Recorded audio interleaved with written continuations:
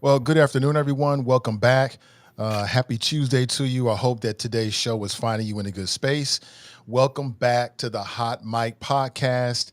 The Hot Mic Podcast is a forum where divergent points of view debate and discuss hot topics.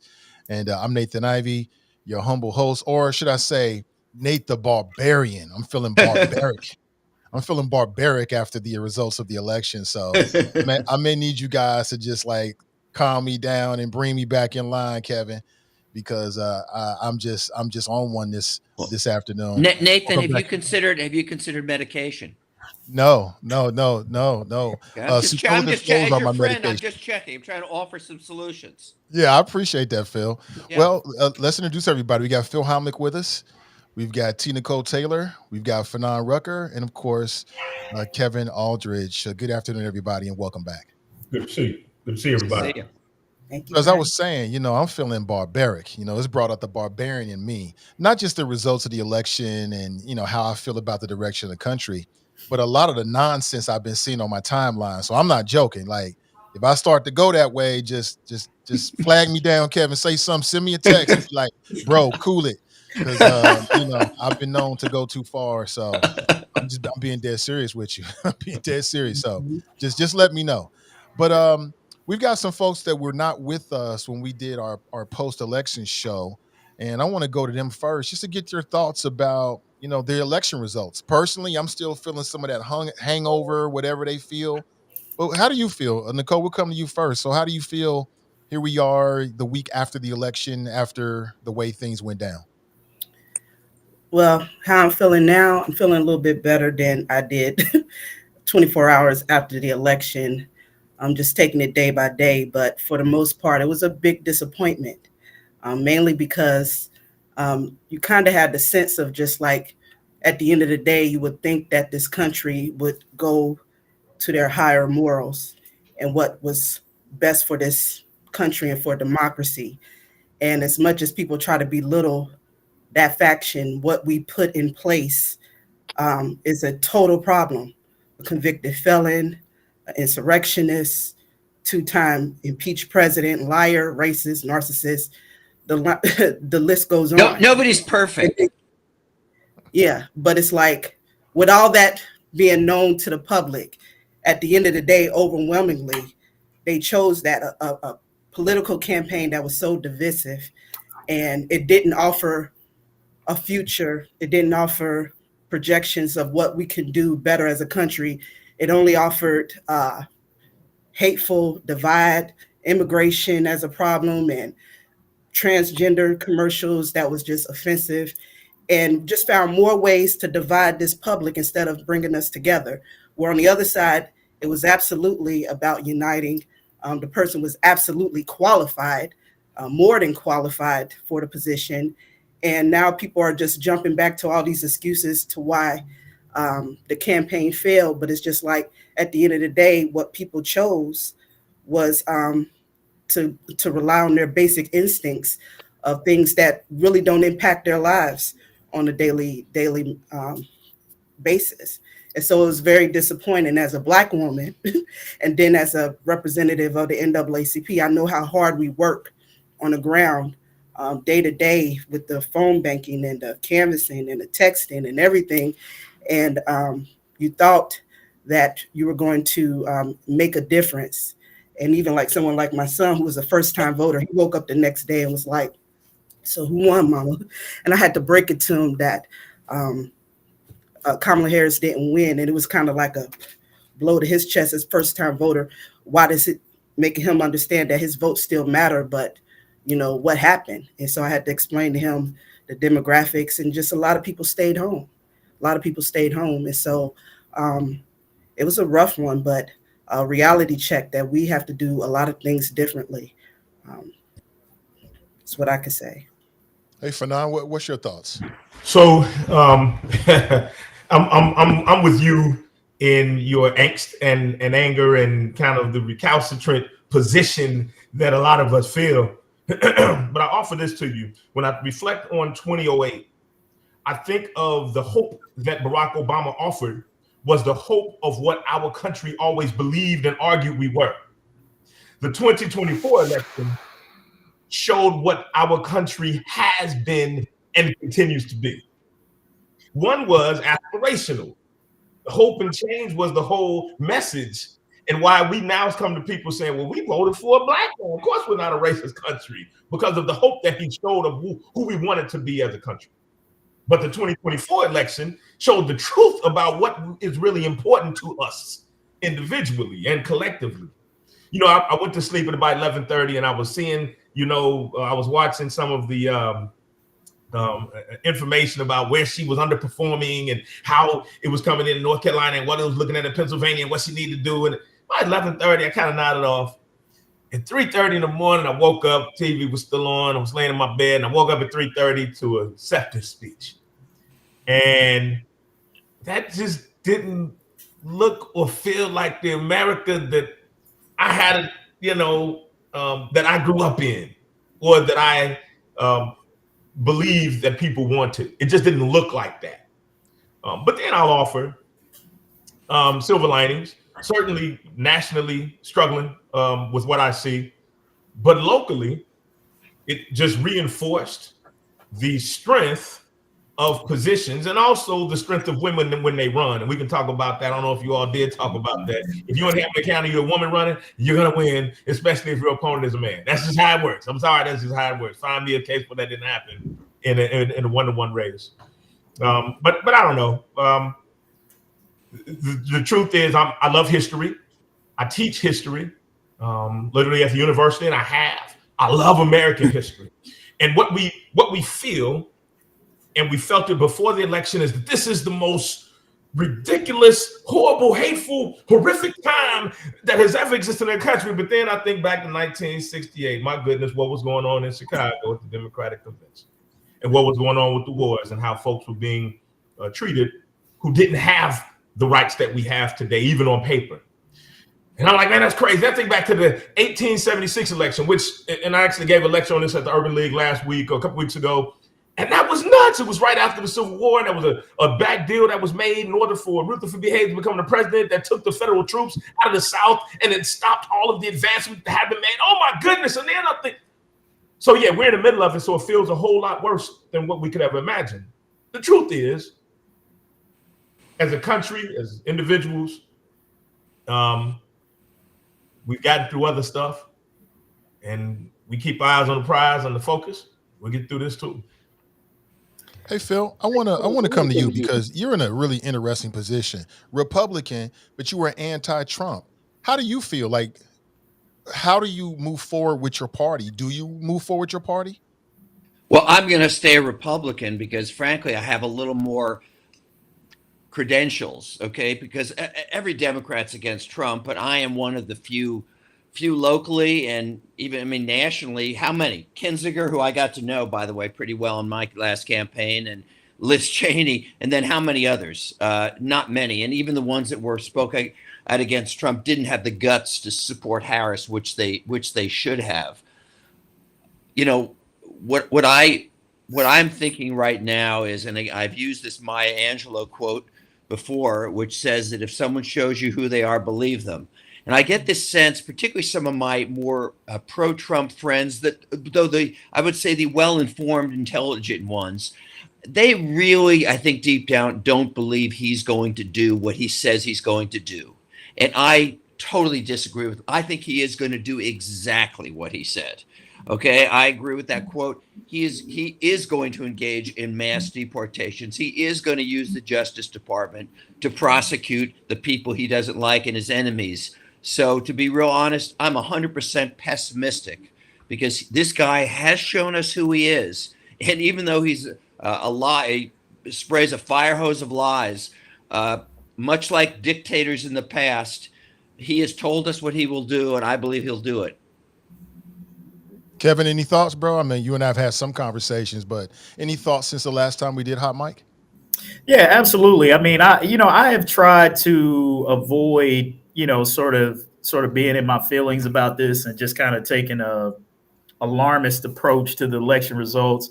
And one of the things I did when I looked at it is like, and I mentioned this last podcast, if you look at the number of votes that he roughly got the same number of votes, maybe a little less than what he got in the 2020 election against Joe Biden. Where the drop off was in terms of what Kamala Harris got, which I think was somewhere in the area of 10 to 12 million fewer votes than what Joe Biden got in 2020.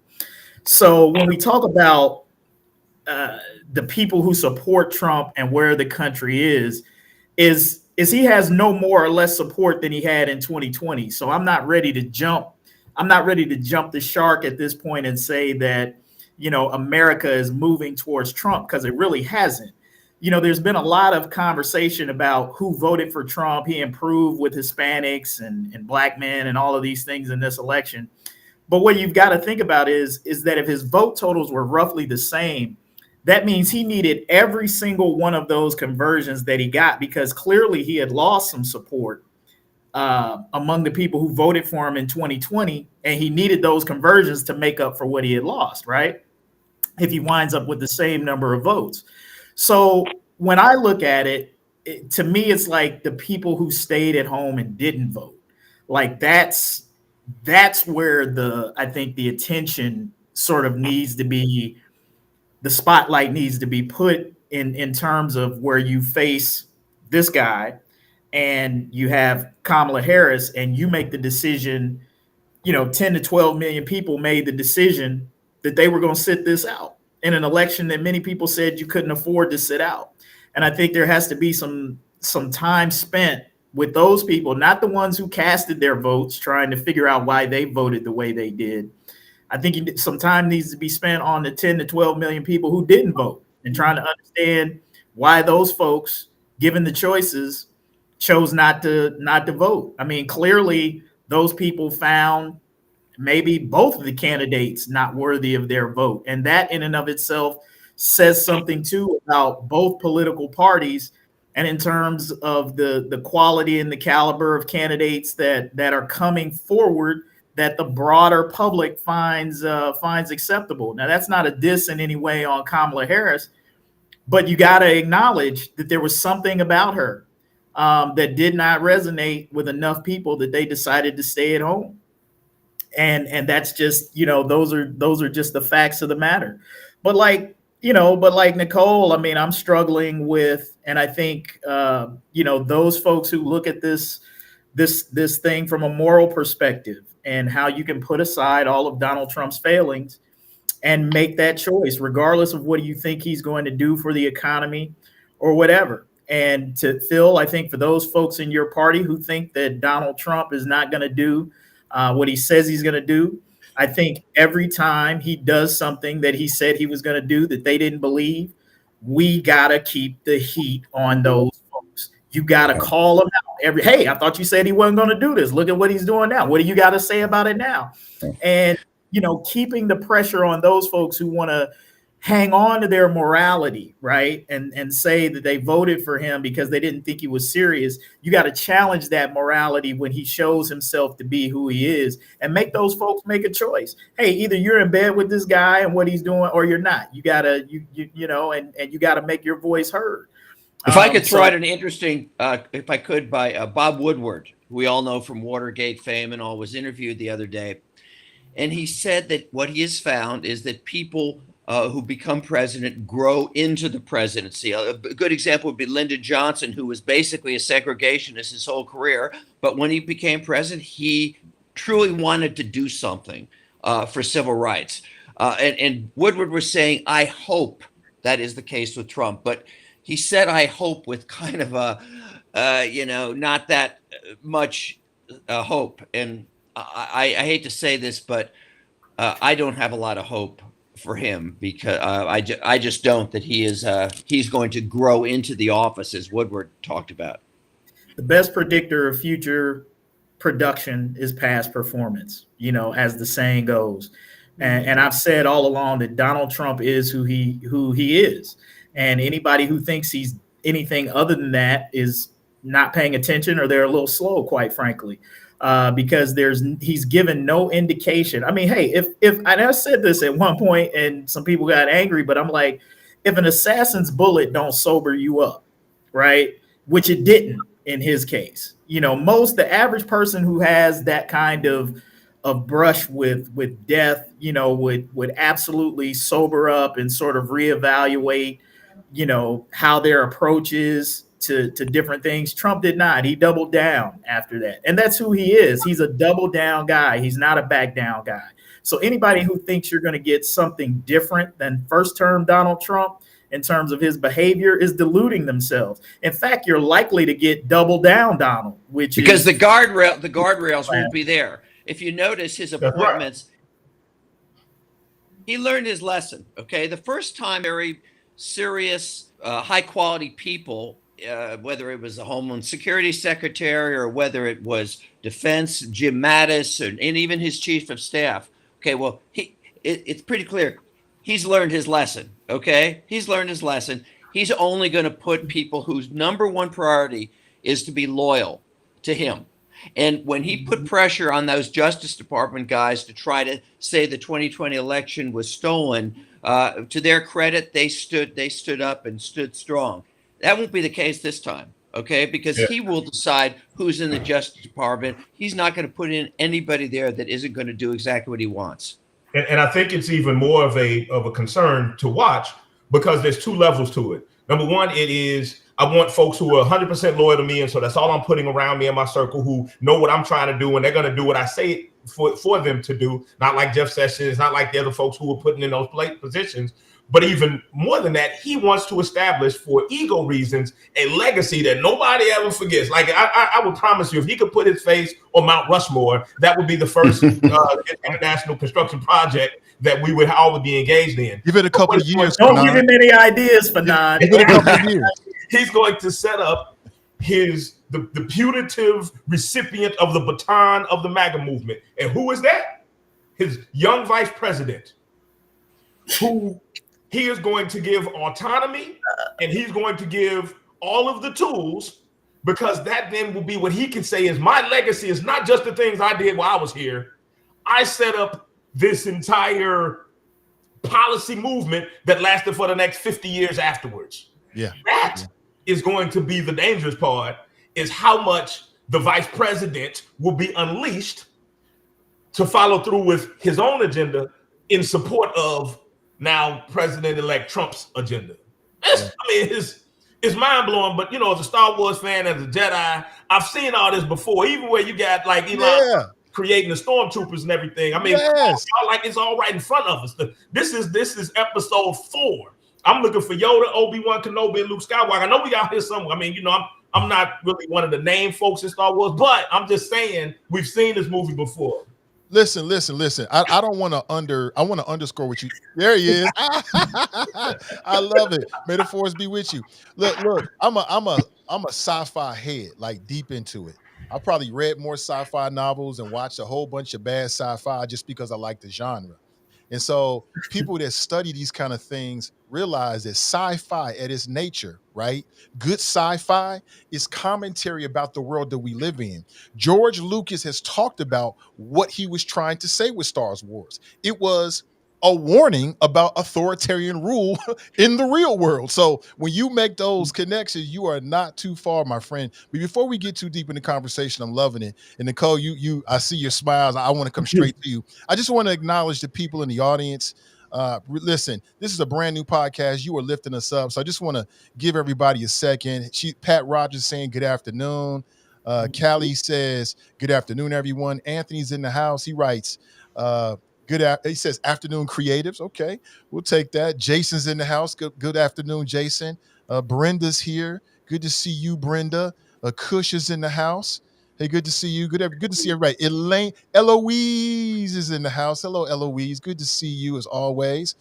Anthony is here. What's up, Anthony? What's up, everybody? Darren is here. Good to see you, Darren. Janice is here as well. We really appreciate you. It's a brand new podcast. My man Shaba Zulu's in the house. What's up, Shaba? Brand new podcast. We won't be successful unless you lift us up. So I want to make sure we take a little bit of time during the show to acknowledge you. But I'm with what everybody else said. But like I said, I want to go to TNT. I saw you smiling, and sometimes we smile to keep from crying. What are you thinking, TNT? Well, I'm thinking, I'm just going back to the problem, which there's a couple of things, but when we go back to our participation and why we didn't come out and vote, I know that we had 8 million plus people register to vote, and about 5 million, I know they're still counting votes, but generally about 5 million voted this election. And in 2020 presidential election, about 6 million people voted. And so that was a record-breaking voter turnout year. We're a little bit under that. But you go back to those numbers. If 8 million plus people are in play and you only had 5 million that actually participated in the voting process, 3 million, for whatever reason, stayed home. And why is that? And when I think about the election, some of the things that could have been different, I think, is how there was this heavy focus on going to the other side for votes. They put more emphasis on looking for Republicans to come over to the Democratic side. And we see in the numbers, more white women and more white men voted for Trump by higher numbers than all the demographics, and they were not coming over. And if she would have dug more deeper into her base, that those votes were out there. And there's a lot of people that feel like they were ignored. And then when you get to that whole, I know it was only 90 days, but they were only focused on those particular states. They couldn't even drop in. They could have dropped Michelle Obama here, Barack Obama, or just she didn't have a full campaign season to like really visit all the states. Cause I never remember a campaign where it's just like, it was hard to get yard signs. It was no money invested. It was nothing, when the whole excitement was here, they didn't leverage it. They didn't capitalize on it. It just slowly fizzled out. And so we know what Trump did. He wasn't looking for, people on the other side to come. He really didn't care. It was just more or less dig more in his base. And he just stretched out into more and more rural areas where the votes are at. The votes are here. There's 8 million. I'm just talking about Ohio, but just even the whole landscape, the votes were here. But what they did to, generate their own base, I think they were weak on that. And that's some of the things that when they're doing a reevaluation, instead of just listening to all these pundits who want to say, oh, she should have said more on the economy. She did. Oh, it's woke. No, it has nothing to do with any of those things. It's just more or less people need more education, political education about the whole process, and especially African Americans. I mean, we're so disconnected to how government works, and we're very disconnected to our voting power.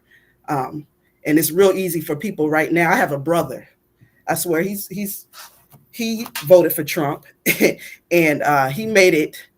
He tried to convince my son to not to do the same, but that wasn't happening. But at the same time, he is trolling me every day, and I shared this link. I hope he's watching. Share with Nate the Barbarian. I'll take care of him. Nicole, why did your brother? What was his reason for voting for Trump? Just some of the trivial things. That he believes that this paycheck, this money that went out with Trump's name on it, he remembers that. He don't think Kamala was black enough. He didn't like that she was a prosecutor. So it was just more or less some of the things that if he'd done more research, he would have understood. She was definitely African American. She definitely, in her position as an elected prosecutor, which again makes her a totally qualified attorney general. Prosecutors across the country, 95% of them are white men. So when you have any person of minority in that position, and God knows how hard we worked here in Hamilton County to get a person, of color or minority in that position. Now we have a woman prosecutor, but it's really hard. So for her to even make that type of accomplishment in a big state like California was phenomenal. And then to move to the Senate, which again is not a lot of women at her time that was in a U.S. Senate position, was phenomenal. And then to reach the height of vice president, there was no one more qualified than her. And everything should have aligned perfectly for her to take that on, and especially given the alternative. But here we are. And so it just don't make a lot of sense to me right now. Yeah, I think what's funny about that, Nathan, is I love these black people who say Kamala Harris ain't black enough, but you vote for a white dude. That makes like zero. Right. That makes like zero sense. That like logically, like you just took the thought right out of my head. Yeah, like anybody who says that should get a knock straight upside the forehead, because that's just damn dumb to even say that. That makes zero sense. Zero sense. I hate that type stuff. I've got a clip here that kind of, I think in a better way, kind of describes the way I feel right now. Check this out. They're what we thought they were. And that's why we took the damn field. Now, if you want to crown them, then crown their ass. But they are who we thought they were. Right. Trump and MAGA are exactly who we thought they were. So I've been doing battle, literally, rhetorically, keyboard battling as Nate the Barbarian with a lot of people, because my feelings about it haven't changed. I feel the exact same way. It was apathy in all its different forms, people that don't vote and people that don't take the time to educate themselves. One of the things that really set me over is that the news report said that in the days right after election, they saw a spike in people Googling the term tariff. Now you want to Google it? Like, the election's over now. And that's the reason why I don't answer certain questions. Like, this kind of came up on the last show, like after the election, and I learned my lesson with Obama. People asking me, what did Obama do? After the election, I don't answer those questions. If you really cared about it, do your research. Right. We can sit here and spend 2 hours a week watching football games, but you ain't gonna take 15 minutes to Google a simple term. It's beneath me at this point to even answer those kind of questions. So I direct people to go to Google and figure it out for themselves. But, a lot of what everybody is saying is really resonating with me. It really, really is. But Phil, you and I had a little bit of a conversation, man, about, what should certain people do now? Like, there's some people who are thinking about leaving the country. Like, is that something that's crossed your mind? Because Trump is king petty and you are very vocal about your disdain for Trump. Are you concerned personally?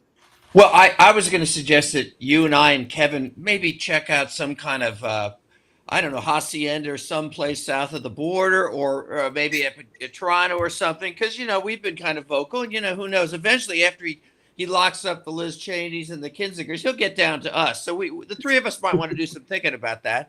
But, what got me thinking about your point, Nathan, is I heard an interview the other day on CNN by an attorney, a national security attorney, who represents a bunch of the kind of high ups that are on Trump's enemies list. He didn't say which ones, obviously.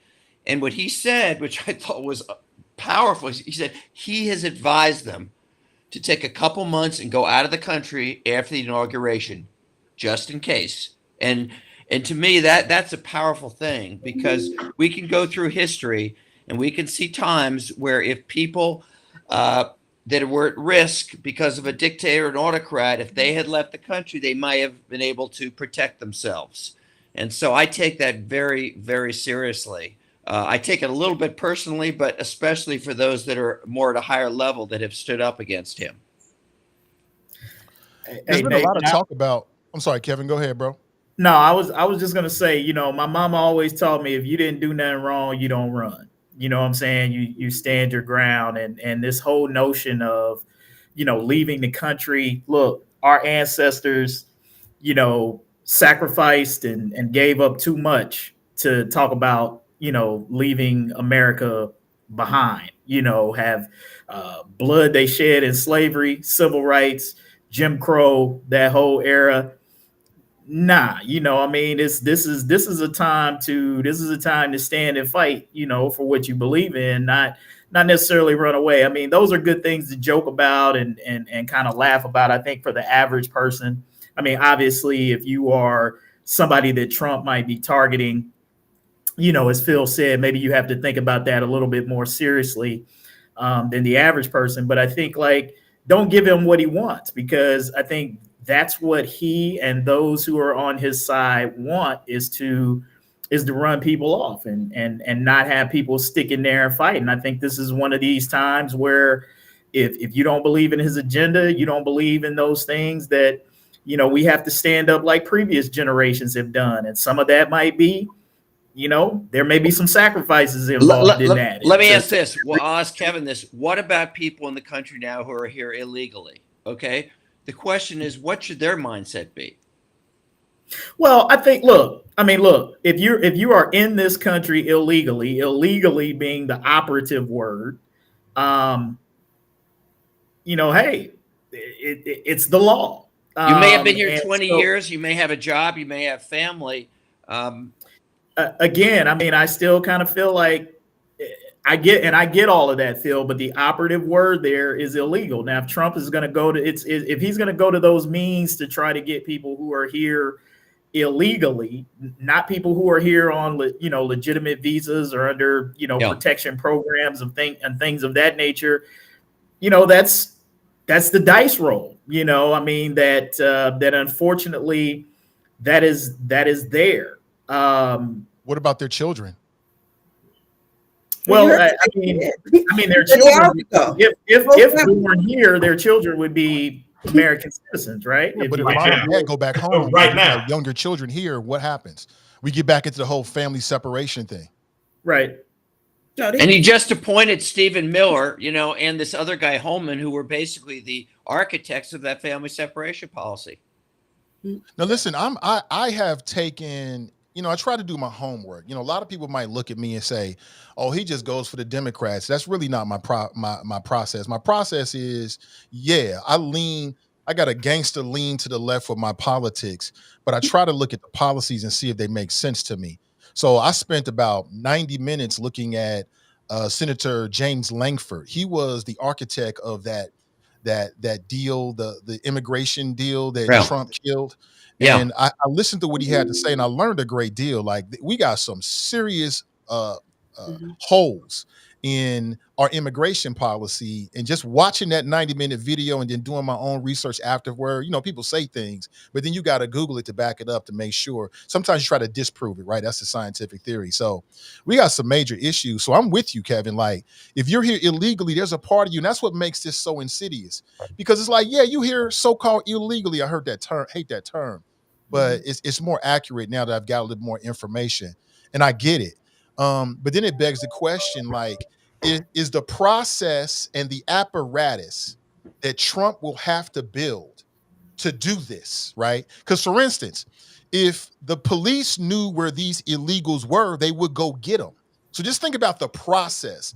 They wouldn't otherwise, unless Trump directed them to. They're not doing that now. They could do it now. Well, they are doing it now, Phil. That's why you have sanctuary cities. Because sanctuary cities say, look, we're not going to participate with your efforts to find these people. To a good degree. But by and large, the cops, are not spending their time hunting down some Hispanic grandmother who's been here for 10 or 20 years. And the reason why I'm concerned with what's to come. We talk about the fact that, and there's just this atmosphere of illegals. And we're talking most specifically about folks from Latin countries or from Mexico. And so there are folks who were born here, who are legally here. But do you think when the policy rolls downhill, that the average person on the street who is a supporter of that president's position is going to look at somebody and strictly based on their appearance is not going to first assume and first act before they then confirm that that person actually has nothing to do with anything that's wrong? So then we create an atmosphere of discrimination, of hostility, of racist ideology, all based on appearance. I mean, it's not like we haven't been through it before. It's not like that's not been molded into laws that we've had, and certainly in the policies that have been followed. But here it's coming from the top. And let me ask this to everybody. This is kind of the you know, I had a moment on Wednesday. I took off on Wednesday. I ain't go to work. I just sat at the house and played basketball on my video game. And what I thought about was, wait a minute. When I look at that map looked a whole lot like 1984 when Reagan got reelected. It looked a whole lot like that. We know that he won all the battleground states, and we know that he got more votes in Brooklyn than I think Biden did, which is kind of mind blowing. Did you all for a moment stop and think, well, wait a minute. They got a grant of authority for what he's trying to do. The Senate, the House, the presidency, the Supreme Court now. Do I need to reevaluate what I'm thinking? Maybe I got it wrong. Maybe my thought about how this stuff is supposed to work isn't exactly how it's supposed to work. If all of these other folks think that it works in this particular way. My answer for that is, like, did anybody else have that point of introspection? My answer to that is weak-minded people will. Weak-minded people be like, oh man, everybody else feels this way, so I'm gonna change my opinion, but I'm not weak-minded. And you definitely, we agree on that point. Like, I think that the process in doing this is gonna have harmful effects to our society, which much to the point that Fsanon made. But also think about this, guys, like to a hammer, everything is a nail. If Trump's builds this super, never seen before anti-immigration deport you force, once they deal with all the so-called illegals, what do you do with them then? Yeah. Then what do you do?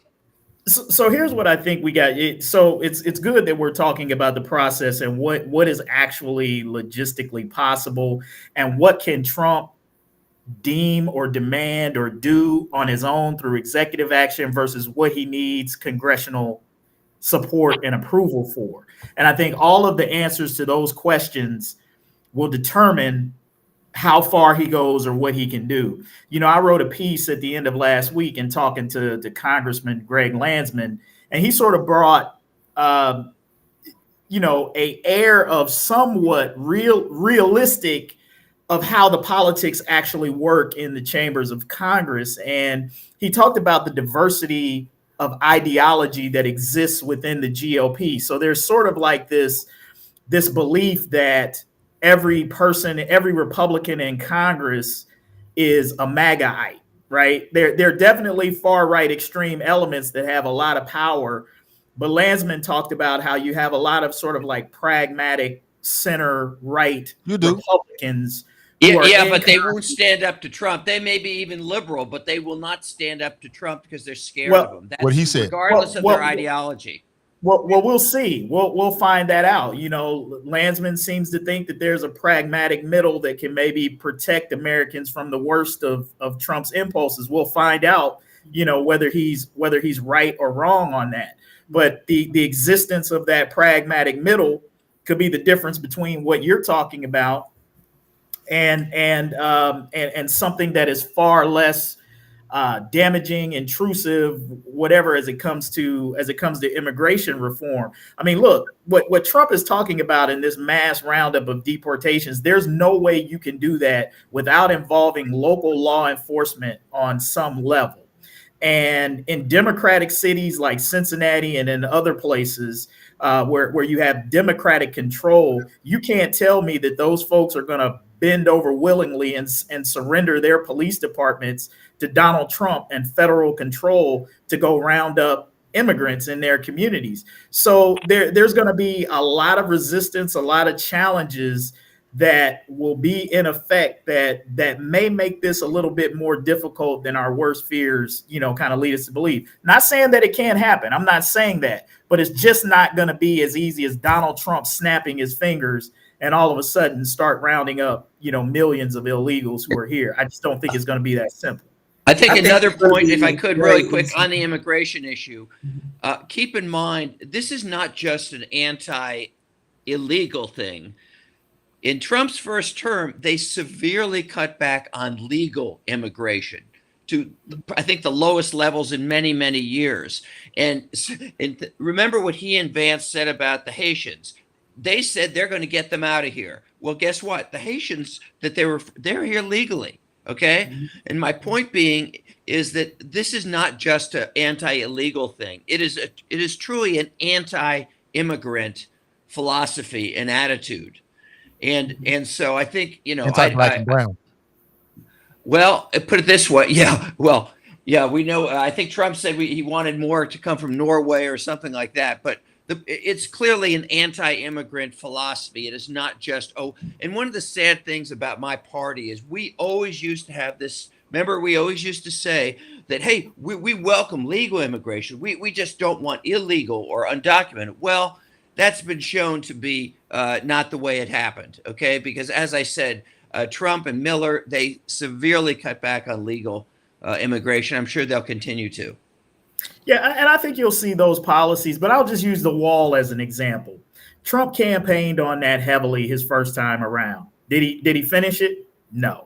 He did not get the wall done, and there were a variety of reasons why. Mainly, he couldn't get Congress to go along, right? Okay, so Phil, that goes back to the point that I was just making. That even when he had control, the same situation that he's got now, he had when he first went into office. He had control of both the Senate and the House when he came into office, and he could not get it done.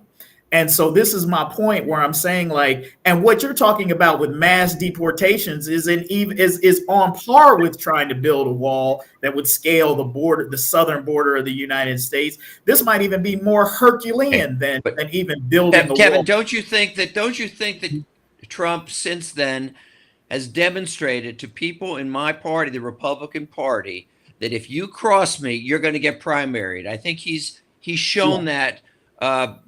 He's shown that very, very clearly, and I hate to say this, I like that statement by Liz Cheney when she said, Donald Trump someday will be gone, but your disgrace will remain. And I'll tell you something,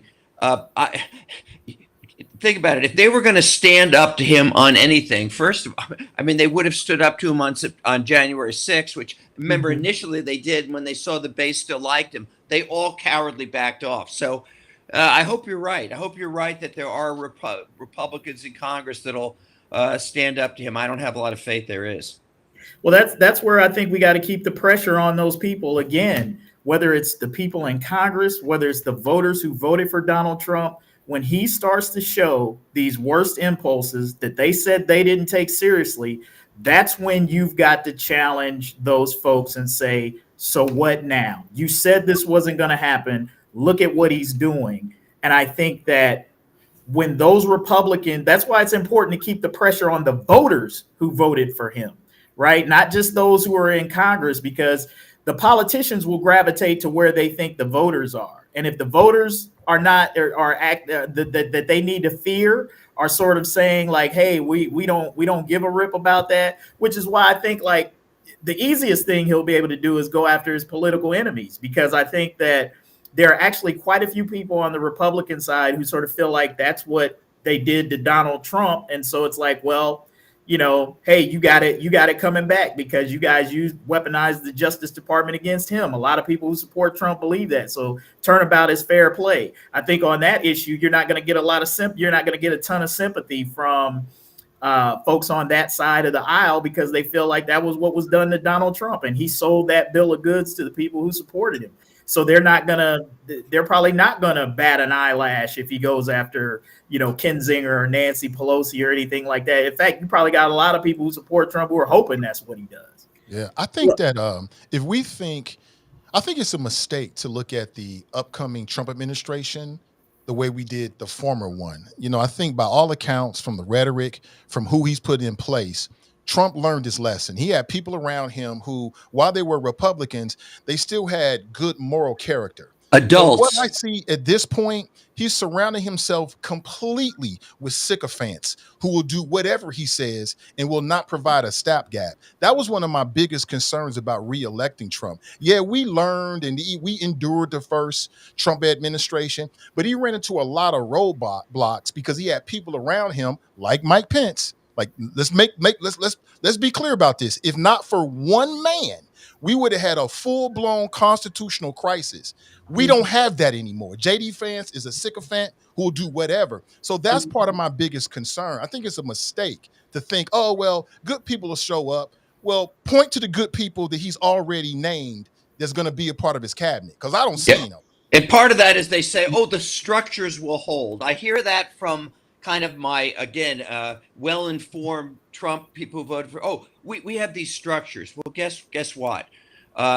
He almost crushed those structures in 2020. If it weren't for one guy in Georgia, a couple guys in the Justice Department, people like that, hey, or Mike Pence, as you said, Nathan, he would have subverted that election. Okay. And as you just said, with all due respect, I've heard some commentators say when the founding fathers put our Constitution together, they never really anticipated a guy like Donald Trump, and I think there's some truth there. You know what? Real quick though, I want to say real quick though, what my hopes is with everything. He has everything in line in his favor. So he has the Senate, the Supreme Court, and more than likely looks like he has the House. He has it all his way, and these are all his lapdogs. They're going to do his bidding. And just like good brother Hemlich said, there's a fear factor. Anybody that try to stand against him is going to meet the wrath of what he does, and that pretty much everyone that had a voice that tried to stand up to him is on the outs. And so we have to be realistic with that situation. But what I am hoping is that just in his prior term, that basically everybody in his circle that did his bidding went to jail or was convicted. So he's going to go so hard, that everybody going to go to jail. He's going to mess up some sort. I mean, he's a criminal. He is a convicted felon. And the charges, by the way, those federal charges are good charges. As a former prosecutor, it wasn't lawfare. Those were very strong charges. And if he had gone to trial, believe me, on both those, he would have been convicted. Sorry, I didn't mean to interrupt you, Nicole. No, I mean, my point is that, people say it's a mandate. So they're already going to feel at liberty that they can just do whatever they want, twist the law, whatever. But they're going to mess up somewhere. And just like the people that was in his orbit before that has either served time or just now getting out of jail, you know what I mean?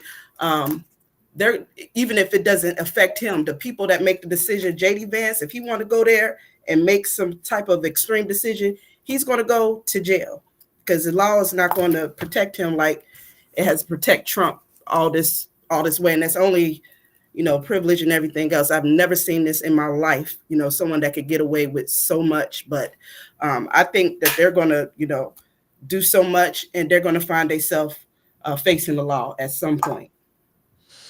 Could be. I appreciate your optimism. Somebody in the audience says something that is really dangerous. And I love the dangerous conversations. Let me go back to this. She wrote, I think it was Shahira. She wrote that she is suspect of the win. Now, I know good Democrat folks, we all civilized. We're not supposed to protest the election because that's what Trump did. And if we do it, well, then that gives credence to what Trump did. But does anybody have any suspicions that something strange happened during the election? There were some crazy things. Oh, absolutely, Phil. There were some crazy things that happened, like, statistical anomalies, which I can get into more details. But does anybody have that feeling that something strange happened during the election? I don't. I'm not one that's going to play into these election fraud, games that people talk about, because I've heard it on the other side. People who see 10 to 12 million votes less for Kamala Harris, the Republicans are going to say, see, all of those ballot boxes y'all stuffed in 2020, y'all couldn't get that off this year because where are those votes at? Democrats on the other side will say, yeah, well, something was afoot because we didn't get those votes or whatever. I've heard the whole, people who voted for AOC also voted for Donald Trump. I mean, split tickets are nothing new. People split tickets all the time. I'm sure here in Ohio, there were some people who voted for Donald Trump that maybe also voted for, Sherrod Brown. I mean, I think those sorts of things I wouldn't necessarily call anomalies. I think people sometimes split tickets for all sorts of reasons. They don't want to support the candidate who's at the top, but they may want to support somebody underneath to keep a balance of power. I mean, people do all sorts of different things. I think, once you start going down these conspiracy rabbit holes about, the votes and all of that sort of thing. It's never anything constructive. It's never anything provable. And I actually think it's just a waste of time to even entertain those types of conversations. Unless it's true, I would say. Anybody have any doubts about the election? Whenever you have close elections, that's going to be the necessary mantra of the side that lost. I mean, that's just the nature of things. We've seen it locally, we've certainly seen it statewide, and we've seen it nationally. Close elections are where those seeds find fertile ground. This wasn't particularly a close election. And so you didn't hear, like I remember in 2008, oh my gosh, and in 2004, all the, oh my God, at noon, there's, this going on and all these people. And in 2020, all you should have heard, you didn't hear that this time. You didn't hear across the country how people were being tossed out of line because they were bringing people water. I mean, you just didn't hear the complaints in mass that you heard before. And again, in a close election, I think we would have heard that. But looking at the results, I don't particularly think that there's evidence that will support that position. Nat Turner writes, Brother Fsanon knows all about split tickets. No, you all keep bringing me back. But you know what? I still believe this race came down to, and there's a lot of different things that we can talk about, a lot of factors, different strategies, apathy, racism, sexism. You dealt with the same thing in terms of racism, like scary, scary white women who, despite your record and what you actually said, just saw your skin color. How did you feel looking at the results coming in for Kamala? Did you feel like, man, I know what that's all about? And how does that feel when you give your all? Yeah. You give your all, because you gave your all in that campaign. I saw you. I was out with you. I saw you at different events. Yeah. You're trying to do the best you can. You know who you are and what you're all about. But then your race basically, sinks your battleship, so to speak. What does that feel like? Not to get into your nightmare anyway, but you got this expertise. I want you to share it. To be extremely transparent, real talk, this election made me realize how much I have PTSD from that experience.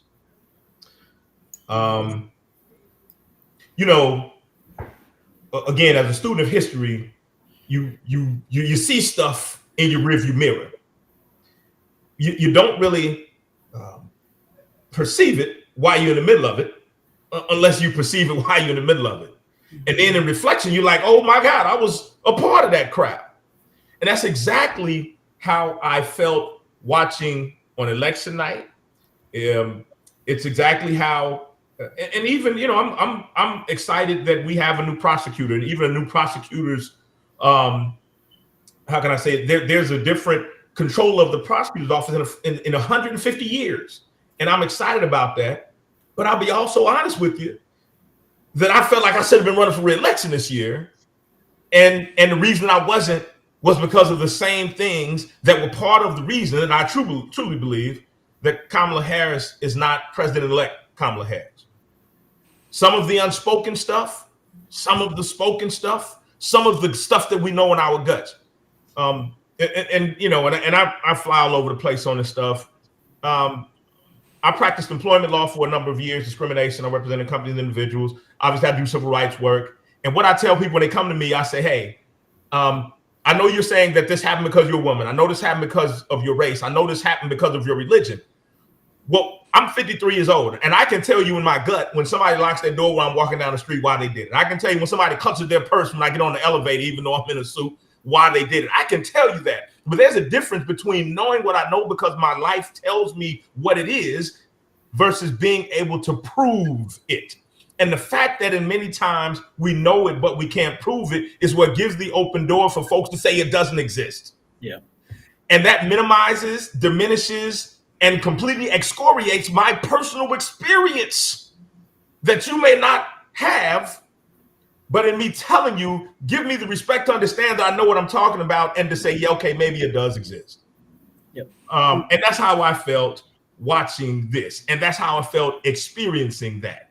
And that's how I felt when I got that letter dated November 7th, 2020 that I keep right here, hung up on my board, where the woman says, "When I watched your ads, all I saw from your demeanor was a very angry, militant black man. All I could think was that you would promote those traits." This is a voter, a Democratic voter, who sent me this letter after she said I voted all the way down ticket, except I voted for your opponent. This was the evidence of what we believed, because what we believed, that race has some component to it. Yeah. You know what? I believe Fsanon, and this is where me and my friend Phil have kind of locked horns on this notion of identity politics. You know, Phil says that identity politics are the downfall of the Democratic Party. But I've argued this again in terms of exactly what Fsanon said. This country was founded on identity politics. Identity politics continues to be a part of the political debate and how people make decisions. I mean, you need only look at the campaign ads. Look, when you run an ad of Fsanon in a hoodie, that's identity politics, because it plays into a stereotype that is going to work with a certain white person or white suburban female that is going to be afraid by that. They would not do that if that wasn't the case. You don't run a campaign ad against Avtab Pureval showing terrorists sinking a plane and trying to say that somehow he's attached to that if for no other reason than to other him because of his identity. Identity politics is a part of every attack ad. You don't run transgender commercials, in campaign ads. You can say that's an issue, but that's an othering. That's about an identity. So all of these people who want to argue that, oh, we shouldn't deal in identity politics, BS. Identity politics is a part of our politics, because that is what candidates prey upon. They prey upon voters' fears. And if I want to give you any other consolation, Fsanon, if Joe Dieters had run against Connie Pillage, she would have lost too. So I don't want you to get it twisted, because she barely won this time against Melissa Powers, a candidate who had less name recognition and history in the area than Joe Dieters. Trust me, she would have lost too if Dieters would have been on the ticket against her this time. Dieters' name is too strong in Hamilton County. He lost Hamilton County. He lost Hamilton County in the election this year for Supreme Court. He lost his own county. It's different, man. I'm telling you, man. Again, look, we're getting into this whole identity and gender politics discussion again. I'm telling you, white man Joe Dieters, name recognition, strong in Hamilton County, he would have beat Connie Pillage. Trust me. And some of those same split tickets you experienced, she would have experienced. So brother, don't feel bad. I misunderstood. Kevin, did you say he would have beaten or he would not have? He would have beaten Connie Pillage. Oh, my mistake. Yeah, you're right. You're absolutely right. Most definitely. Yeah. Can I say this real quick? As far as with Kamala Harris and the whole identity politics, that played a factor, because she couldn't even really celebrate the fact that she would have been making history, being the first African-American, Asian-American female president. You hardly even heard that, And I could recall like an interview she did where at the Democratic convention, someone took this iconic picture of her great niece looking at her at the, at the pedestal, just speaking to the crowd, and just with her little pigtails, looking at her great auntie with the hope and the possibility that she could be the president of the United States. And they asked her about that picture in that moment. And she really didn't even dive into it, like to say like how incredible that would be, and to think about what that meant to her great nieces. And it's just like, kind of like, let's get off that topic.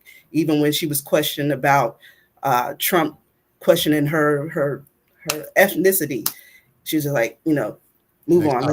She didn't want to offend white women, white men. She didn't want to dwell into that. And it's just like, they did so much to avoid what is the inedible, what you can see and what but it was just like they knew this. They knew this was an issue, and the fact that she couldn't even pump that up as a historical thing that voted for me would break a ceiling like this.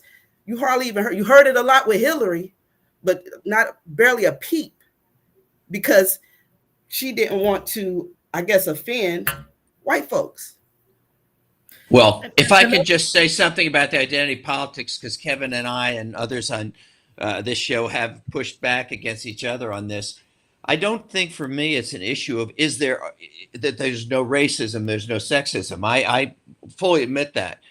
But my point is that the Democratic Party across this country has this image of being totally focused on identity politics.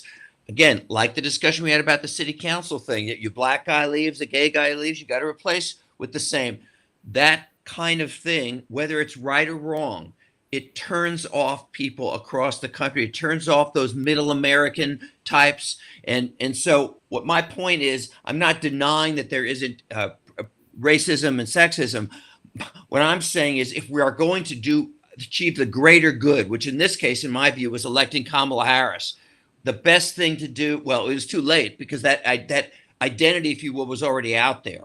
But if the Democratic Party will back off on that stuff, I think they'll do much better in future elections. Yeah, but here's why it's tough. Hold on 1 second, Kevin. What T. Nicole just said to you is that they purposely did back off of it. They did. No, the campaign was fine. I'm not talking about that. Her campaign did an excellent job of not talking about the glass ceiling and all that, because that pisses people off. But what I'm saying is, the Democratic Party they've already been stuck with that label because of years of this. See, the problem is people on the far left, like AOC, and I forget the other squad people. You see, the problem is when you have people that are a little far off like that, it's very easy to paint the whole Democratic Party that way. And I'm saying nothing against her campaign. I thought she did a great job avoiding that. But the problem is the reputation and the image was already built in. Yeah. Here's what I would say about that, Phil. And here's why it's tough to back off of that, especially if you are a minority or somebody a person of color, because I think, look, whenever we talk about this stuff, there's a disingenuous conversation on the other side, right? So I think like minorities are trying to have a very frank and upfront conversation about what needs to happen to level the playing field. And here's what I mean by this, is that there's never proof on the other side that somebody white is elevating somebody white simply because they want to keep it in-house. They want to keep it in the family. There is proof sometimes.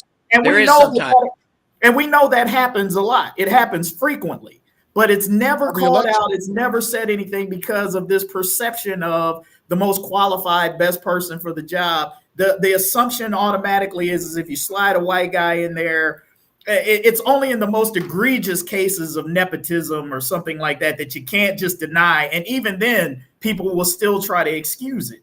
But it's like every time we have this conversation about, hey, minorities just want equal access, equal opportunity and consideration, then that's viewed as identity politics, and we're pushing that sort of thing. No, not when they say equal opportunity. It's when they start quotas. When they start quotas. This is what I want to say, and here's proof positive of it. Yeah, Donald Trump.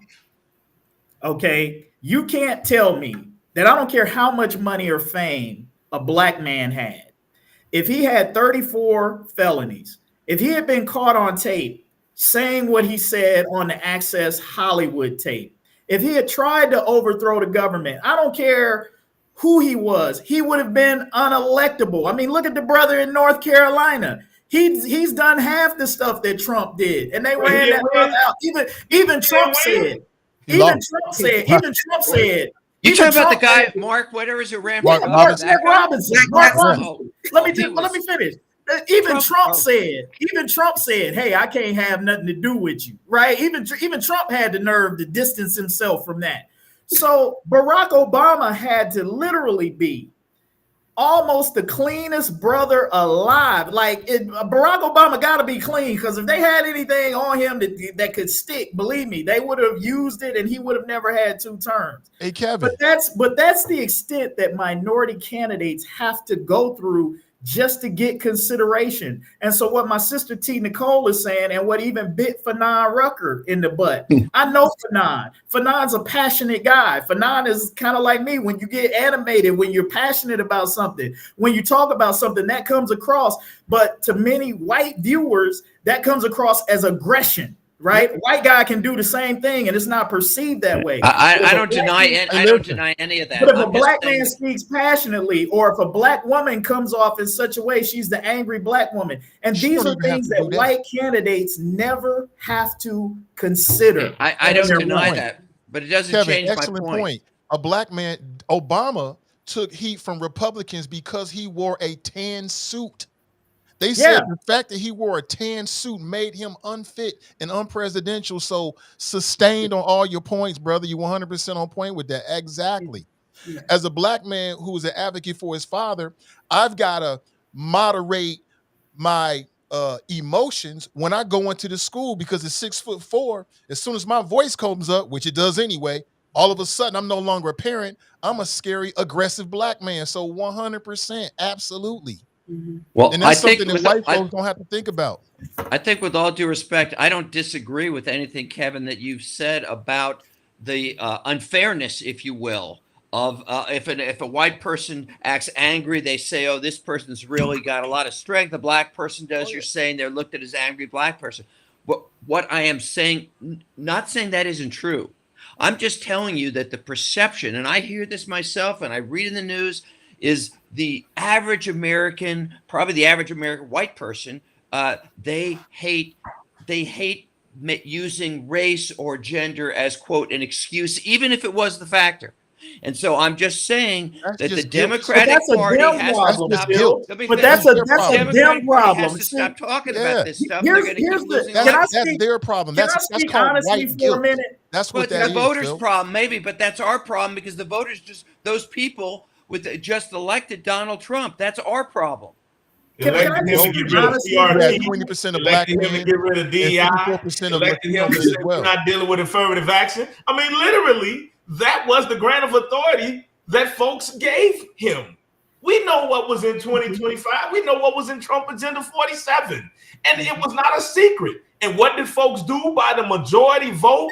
They said, that's what we want. We don't want critical race theory. We don't want affirmative action. In fact, do you know, and I lectured on 2025, do you know that it actually calls for the criminal prosecution of individuals and companies that have an affirmative action policy? Criminal prosecution.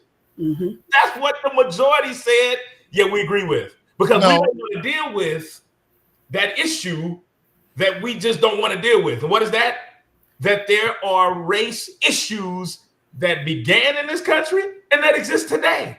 The only point I disagree with you with real quick is that the majority of people did not read Project 2025. The majority of people that voted did not do a whole lot of research. Mm-hmm. And some of the things that you found, because you went deep inside, because you were presenting to people, most people, including black people who will be the most affected, don't have any idea about it because they're apathetic. But what people did know, and I'm not saying that there is an absolute parallel between 2025 and Trump Agenda 47, but there were a whole lot of parallels and meshing of those things. And some of the things I just mentioned are things that he said on the trail I don't agree with. I'm getting rid of them. The Department of Education is gone, and that's going to be turned back to the states. We're talking about states' rights, 1816, everything else. I'm talking about getting rid of critical race. I'm talking about getting rid of DEI. Those happen to be things that went in 2025 also. But that's what he said that he believed. And that's what people said we agree with. In 2016, Trump did not expect to win. He was surprised. He didn't think he was going to be Hillary. So he didn't have his whole team together. Going into 2025, they ready. They're ready to implement. They know what the stopgaps are. They know who needs to be where, what position they need to have an ally in and loyalties in. They're ready for it. So they're ready to, and it's not even Trump, because Trump just wants to run for re-election so he can get away from these federal charges and feed his narcissistic ego. But the people around him have a far more nefarious plan that they're going to put in place using him. Just like Putin, Trump will be a useful idiot for the real architects of Project 2025. Mm-hmm. Can I ask Brother Phil, being the Republican and the elected white guy on the show today? So, can you explain to me perhaps what is the big disdain with woke? Because we talk about identity politics, but really it seems like identity politics was the order of the day on for Trumpsters. And I know you're not a Trumpster, but you do kind of identify with the disdain for the woke movement, I guess. Don't hold my race against me. What does that mean to you? Well, I need you to speak for our white brothers and sisters right now. All right. So tell me. All right, let me give you a little. Okay, let me give you all right. Well, okay. I hope I heard you, Nicole. But I have a guy. There's a guy who is I actually do like kickboxing and weight training. I'm sure that sounds funny, but I do it a couple days a week. Okay, and I've got a guy who's like a trainer guy, and he has no idea, by the way, where I stand on anything. But he's a huge Trump guy. He totally reflects the Trump kind of image, the kind of person. Okay, and I know all he listens to is probably even something farther to right than Fox, but that issue and I again bring up that issue that we've talked about a couple times here on this podcast about the black gay guy leaves city council, and there's which Mallory, I forget, Joe, turned his back when this white guy who was replaced him turned his back to say, hey, this should have been a black person. Okay. I mean, that's what happened. This guy who is a classic Trump guy, he brings that up to me. He goes, can you believe that they wanted, it had to be a black guy to replace a black guy? They wouldn't do that if it was a white guy leaving. So what I'm saying is that image, okay, is hurting the country. And the same with the transgender thing. You saw all those ads against Kamala where she supported what she did in a Democratic primary. She supported transgender operations for prisoners, blah, blah, blah. That kind of stuff, just listen, that kind of stuff, I'm just telling you, really rubs the vast majority, not all, of voters the wrong way. And I'm saying if we are going to not elect dangerous people like Trump, I think those issues, we just got to tamp down on them. That's my opinion. See, I think that's a loss. I think that's a loss overall, because what we're saying is that inequality and unfairness has to be tamped down to make white folks comfortable. And that's the problem that I have. The problem is that, in my opinion, and I'm just going to speak honestly, too many white people in America don't want to do the necessary race work to address their own biases. And I say this all the time. Like, if you look around in your workplace and you only see one black person there and everybody else is white, most white people never bother to ask themselves the question, why is that the case? You know why they don't ask, Phil? Because they assume the fact that there are no black qualified candidates other than the one that was there, and everybody who's in the office who's white deserved to get that job, and they got it by the right means, even though they know it's not true, because I've been around white employees who've complained about somebody getting a job or getting a promotion that they didn't deserve. So, but when it comes to black people, in some way, shape, or form, there's always something nefarious behind how we got there. So when a black person rises up and says, hey, don't you guys see anything wrong with this? What most white people are not willing to believe, and the step that they won't go, is to acknowledge their biases and prejudices that have been, through no fault of their own, ingrained in them through this society. And they will not do the work. They will not do the acknowledgement, because on some level, if they acknowledge it, it says to them that they're part of the problem and they're not a good person. That's not what we're trying to get to. We're not trying to get white people to feel guilty or to feel bad about themselves or say that they're bad people. We just want you to acknowledge the unfairness and inequality and injustice that's in the system, and then work to try to fix it. But let me suggest, too often in this country, I just feel like white people they do not want to be made to feel uncomfortable. And minorities in this country are always struggling to make white folks feel comfortable just to be accepted. Let me just say there's a non-racial as credible. There's a non-racial element to this, and Bill Maher is very articulate. If you listen to some of his commentaries about wokeness, Bill Maher's smart, but he don't know everything. Well, he don't speak for minority people. Bill Maher is still a white guy coming from a white perspective, no matter how liberal or enlightened he is. There are a lot of Democratic liberals like Bill Maher who are part of the problem. Yeah, Bill Maher's got a couple black girlfriends, so now he thinks he know black people. Well, let's leave the race thing out. Let's leave the race thing out of it for a minute, or the gender thing. And the reason I bring up Bill Maher is he talks a lot about political correctness, non-race political correctness.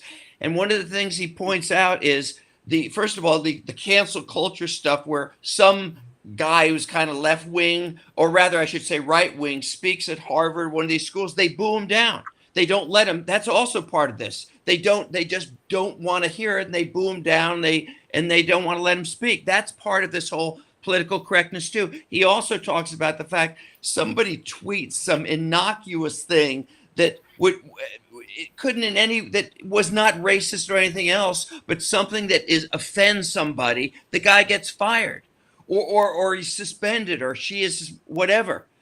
In other words, people he's saying are just too touchy about these things. And so it's more than just the race thing. It's also the overall political correctness that the vast majority of people in this country just don't like. Look, I'll say this on that point, Phil. Are there cases where maybe that goes too far? Yes, but certainly in some of the cases where people have lost jobs. I'll give you Tom Brenneman, for example. First of all, there were so many people in Cincinnati. Oh, Tom Brenneman shouldn't have lost his job. Absolutely, Tom Brenneman should have lost his job. You can't be on a hot mic live on air disparaging the LGBTQ community in the way that he did. He was on the job, live on air. I think we're talking about more extreme than that examples. Yeah. I don't disagree with that one. I'm just saying, I'm giving you an example of locally of where people want to talk about cancel culture. In my opinion, that's a terminal offense. He was on the job, live on air. You can't do that. That's not. I'm not saying Tom Brenneman's a bad guy. I'm not saying Tom Brenneman doesn't deserve to work somewhere ever again. But I'm saying what he did was a fireable offense. And I think for all of the people who want to sit there and say, oh, well, people are being too sensitive or they're easily offended, all of those people are people who have never been subjected to those types of slurs and discrimination. It's easy to say you shouldn't be offended when nothing that was said was offensive to you. like who are you to tell me that I'm to be offended when it don't apply to you? What about the situation on the colleges I brought up, where there's numerous instances where somebody who's a conservative can't speak, they won't let him speak, or they disrupt the thing. What do you think about that? Those are all opinions. Huh? But my whole point in asking you that question, because that seemed to be like a, some red meat to the base. And a lot of times when I hear that, I'm offended because, for one, they took a word from our community and transformed it into something else. And I think it's more in line of like what you're talking about political correctness and cancel culture. But it seemed like, to me, when I hear woke, it seemed to be like an attack on Gen Z and the LGBTQ community and their pronouns. It seems to be an attack on women and that whole Me Too movement. And, but when you think about these disfranchised groups and also African Americans, when we talk about our fight against mass incarceration, cashless bails, and to stop qualified immunity, it's a history of white resistance to any type of advancement for minority groups. So when women is talking about Me Too, they're tired of being victims and no one believed them. Now, it could go to, far sometimes. Like some people are losing their jobs and everything else without all the evidence, being in place. But it's just like, it's a boiling point. You think about the decades and centuries of women saying these things have happened to me and no one has listened. Or you think about, these people that have to live their lives in a closet and they want to be free. You only get one life to live on this earth. I'd be damned if somebody tell me how I ought to live. You know what I'm saying? So these people, the LGBTQ community, if they want to be called this and define their sexual orientation a certain kind of way, I don't have a problem with it. I think the problem with this whole the campaign and just the politics in general is just like, we don't stand on who we are, and our convictions. They done made the word liberal into a negative thing. Liberal is free thinking people, is liberty, is having an acceptance of all different type of people. So it's diversity, and they've made it into an ugly, negative thing when it's nothing ugly or negative about being liberal. And being liberal thinking, I think, is very narrow-minded, very prejudiced to, use those things that is beautiful about our differences and put it against us, and divide people. That's the ugliness that I see about politics, which is part of the things that is turning people off, that don't want to be a part of it. And then just feeling like, we fight for these things, and then you're using the very things that we're fighting for, equality, diversity and everything else, and fighting against us, and then packaging it up into a little word like, this is the problem, just in a safe way to say, when you're really saying, I don't like the way you live, LGBTQ community. I don't like that, you're trying to bring accountability to police. I don't like that women is fighting for justice, for attacks on their bodies and everything else. That's what is really being said. And so if we get to the underlying, issue of like, what are you really mad at? What do you really have to disdain for? Instead of just trying to package it up in a little word and make it like, this is what it really is. When we dig down deep, it's about people, it's about the way they live and everything else in between. Yeah. I'll throw one other last thing that I'm just putting this all in this whole bowl of political correctness. People are so ticked off about this thing about young kids. Now, maybe you may say it's not really true, but young kids getting to choose your sexual identity at a young age, and not to mention the various whatever they give them, puberty blockers, whatever. Now, granted, sure, right. Trump was totally lying when he goes, "Oh, they go to school, boy, they come back a girl." That's classic dishonesty on his part. But I'm just saying, and again, maybe I'm going back to Bill Maher on this, but people are, this idea of young kids starting to choose, like, are you a boy or a girl, as opposed to going with the biology. I think it's gone too far. They got parents. Well, Phil, according, here's what I'll say. Hold on, let me get in, Kevin, real quick. I think you're right. I think you're 100% right about that. I don't think that the Republicans are on the right side of it. But one of the things that came to me with this election is that it is clear to me that the Republican echo chamber is far more dynamic and has far more impact than a lot of people realize it. Like, for me, the transgender issue is really not that big of an issue in terms of the frequency of it happening. But you even had a state in this particular election where voters came out to vote for a state law to make it against the law for illegals to vote in the election when that's already federal law. And to me, it goes back to the narrative control, the storytelling control that the Republican Party is wielding when it comes to these elections.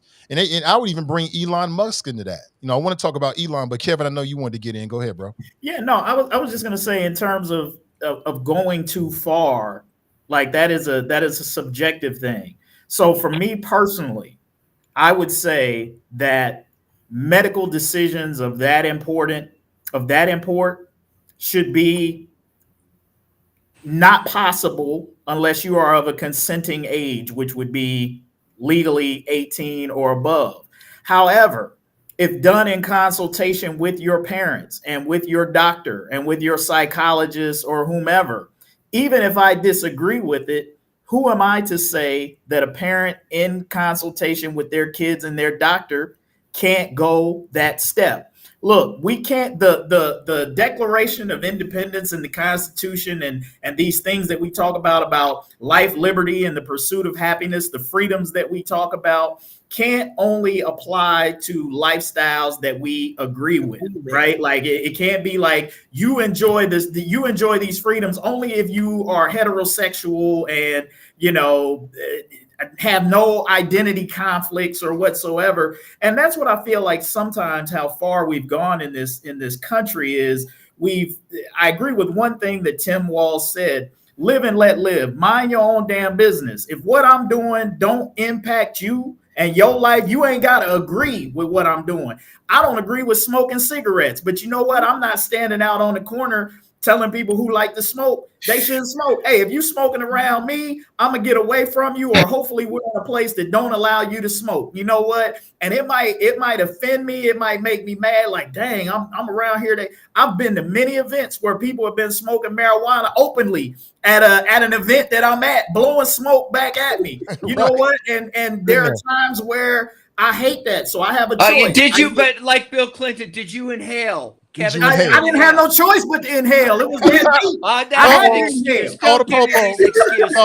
Don't give me that. I'm just glad they didn't drug test me at work the next day. I'd be in trouble. I mean, I had to inhale. Hey, listen, to your point, Kevin, I don't like it when I see men primarily match a brown outfit with black shoes and a black belt. It clashes. It don't make sense. It shouldn't be illegal. That's what you want to do. Go ahead and look crazy. You know what I'm saying? So I'm having fun with it, but it's along those same lines. I agree with you 1,000%. Like, life, liberty, and pursuit of happiness means that this is between me, my child, and my doctor. I have no problem with it. Whether I think that you should get a transgender sex change or not is not the point. That is not the point. It's what you think, as long as you're not hurting people. You know what I'm saying? Well, then you get into how young, as Kevin said, you get into 5 or 6 years, 7 years old. That's what the perception, maybe I'm wrong, but the perception is that kids at a young age are being kind of maybe pressured to say, oh, I'm a girl, but I'm a boy, or this and that. I'm just telling you, that is part of the whole political correctness. No, you're right. And no, Phil, you are 100% right. That's why I say you got to give the Republican Party their props. They have created, with Fox News and also with Elon Musk and Twitter, or formerly Twitter, now X, they have created a very powerful, very influential media apparatus that we just saw them deploy it. And it doesn't matter about the facts. It only matters what people can be made to believe. And it's very dangerous. And I don't see a counterweight to that, although people might disagree with me in terms of people like me, liberals. I would call myself a liberal / progressive. I don't see a counterbalance to that at all, especially not when you add X to the mix, which leads to my next series of questions. I want to get your thoughts on Elon Musk, the world's richest man. The world's richest man was dancing for Trump. Remember this? He, we, ha, he. I laughed about it. I thought it was real big and funny, but I understood. And I asked myself this question: why was the world's richest man dancing like a clown behind Donald Trump? What is your opinion of Elon Musk? Is he like the ultimate cheat code for the Republicans? What's your take? Well, Elon Musk is dancing because he knows he's about to get even richer. Yeah, he's about to get even richer than he already is, and whatever he spent to buy Twitter, and he's lost. He's about to get all of that back and then some. Musk is playing the long game. He wants control. He wants control over AI, the emerging AI markets, and all of these other things, and he wants to make sure he's got that on lock. And, a big part of his gamble with Trump is you're not going to get that on the Democratic side. He wasn't going to get that on the Democratic side. He's absolutely going to get that under the Trump administration. And that's about as far as it goes with Elon Musk. I don't think he may on some level. I don't know Elon Musk's heart or his politics or his mind, but I'm much more cynical. This is more about business. This is more about money. And this is more about him getting more power and more of what he wants, nothing less. Don't get caught up in Elon Musk is in all of this racial stuff and all of that. Elon Musk is about the only color Elon Musk is about is green. Yeah. We're getting to the point. Go ahead, Phil. You go ahead. You get in there. All right, sorry. I sadly believe we're moving to a situation that resembles the oligarchs that surround Putin. Okay, he scratches their back, they scratch his, blah blah blah. I'll tell you something that fits in along these lines, and I agree 100% with Kevin about Musk. This is just investment. He has tons. His companies, Tesla, and especially that SpaceX, they are totally dependent on government contracts. Okay, and so, but I'll tell you that one of the worst examples of this we saw was when both the Washington Post and the Los Angeles Times literally had editorials supporting Kamala Harris for president. And at the last minute, the billionaire owners canceled them. Why? The same day that Jeff Bezos, who owns the Washington Post, canceled, his people were meeting, his Blue Origin company were meeting with Trump and Trump's people. Okay. Now, you don't think he got the message that you put an editorial in here, whether people read the editorials or not, Kevin, no offense, but you don't they think, read them. I always read his, so I don't want to get on his bad side. But when I'm, even though this thing about the marijuana thing, I'm a little concerned about, but I'll let that slide. Okay. But what I'm saying is, in the guy who owns the Los Angeles Times and Jeff Bezos, they canceled those editorials because they had federal business and they knew Trump would take it out on them. No question, that's the reason. And that is a scary thing, because what Viktor Orban in Hungary, who's Trump's probably greatest mentor or idol, what Viktor Orban did when he was elected was he got his rich friends to buy up all the media, so there's no longer free speech in that country. And we are moving in that direction to some degree, and that scares me. You know, I do not believe for a moment that Elon Musk will accept any type of cabinet position. I mean, I know we've bandied about it, and there's a few folks who are looking at, you know, some retired business folks to take on some positions. Elon Musk will not accept a position in the cabinet, because that would put him under the strictures of regulation and confinement. I mean, he would not be able to do what he wants to do. Right now, he's a multi-cajillionaire with all of this stuff that he wants to do. And now, as a friend of the government, everybody knows he's his right hand and in his ear, there won't be any obstruction to getting whatever he needs to go into outer space, to take over a part of a country, to you know, ship arms, whatever he wants to do. He'll have an open door to do it because of his relationship. It would be suicide for him to actually take a position, a formal position within that administration. Yeah. Yeah, I mean, you know, Elon Musk is a Bond villain. I thought this a year ago, but after seeing what we've seen the last couple of months in the election, most certainly a nefarious Bond villain. We need James Bond, Black James Bond. But, you know, people would probably reject him. If we had a Black James Bond, people would reject him. So Idris Elba could get it. Idris could get it off. Idris could get off. You think Idris could get it off? He might be able get to it off. I think this has been good for my soul, and I didn't go off. I kept Nathan the Barbarian inside, so I'll let y'all do the talking. So I'm glad you stayed on your. I'm glad you stayed on your meds for this show. I wouldn't call them meds. Nah, you don't want to medicate this. You don't do that. Okay, I'm sorry. All right, okay. No, it's all good. I understand. We're just having some fun with it. But so last couple of minutes here on the show, you know, I want to open up the space because I know how it is. You get to talking. Sometimes you forget things. Sometimes people say things, then we move on. Did anybody say anything that they want to readdress, or did someone say something? I would say speak now or forever hold your peace. Let me offer, you know, we speculate and we offer reasons from what we heard about why Kamala Harris was not elected and why Trump is the president-elect. The truth is, what was very telling for me was the fact that Youngstown went for Trump in a significant way. Youngstown historically is probably one of the most democratically held strongholds in the state of Ohio. When I ran for Supreme Court, I had to spend some time up there, and it was previously a solid blue area. They didn't even have Republican primaries. They had a Democratic primary, and whoever won the Democratic primary was the county commissioner, was the prosecutor. I mean, that's just what it was. To see that industrial area with these working class folks went very strongly for Trump in this election told me that, yeah, gender had a role, race had a role, identity politics had a role.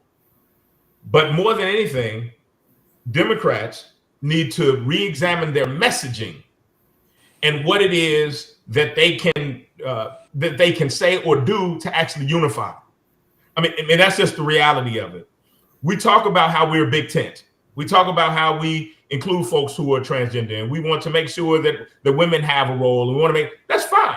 There is a unifying message for everyone that needs to be the focus if there was ever going to be any type of parity for an existing Democratic Party, particularly in Ohio, but really around the country. Again, we saw this in 80 and 84. When Ronald Reagan, who was a celebrity actor who did Bedtime for Bonzo and was looked at as kind of a joke, got elected and ushered in the most conservative age of our country for 30 years. And when he got reelected in 84, he won every single state except Minnesota. You can just look at the maps. And the reason that he was able to do that was because a populist message that a majority accepted. And unless something changes about the messaging and not the arm folding, I'm upset about this, in 2028 and in 2032, we're going to see the same exact map that we saw last Tuesday. The message has to change. The appeal has to change if there's going to be a continued existence. I think that's very fair, especially with the information we have now, right? Like, it's clear that there's a few things that Democrats have to deal with. Number one, this emerging manosphere, like the spaces where young men are, young white men, young black men, young Latino men. Absolutely, they've got to change their messaging. I'm not sure how you change your messaging and get over race and gender. I mean, I'll leave it to people whose job it is to run these campaigns and try to figure that out. I love to see that one. But most definitely, I think after a loss like this, and at the end of the day, guys, they're still counting votes in California. At the end of the day, in terms of the popular vote, we might see like a 1 or 2% difference. So while there was a landslide in terms of the battleground states, and that's important, can't overlook that, the popular vote might be a very, very thin margin. So just to make that point. Anybody else speaking now, forever hold your peace? I would just like to piggyback off of what Fsanon said, and I couldn't agree with that more 100%. I think that Democrats have to learn to talk about the kitchen more and focus more on the kitchen table issues that impact everybody. Look, I mean, Barack Obama did it effectively when he ran in terms of talking about healthcare, whether you're black, white, or whatever.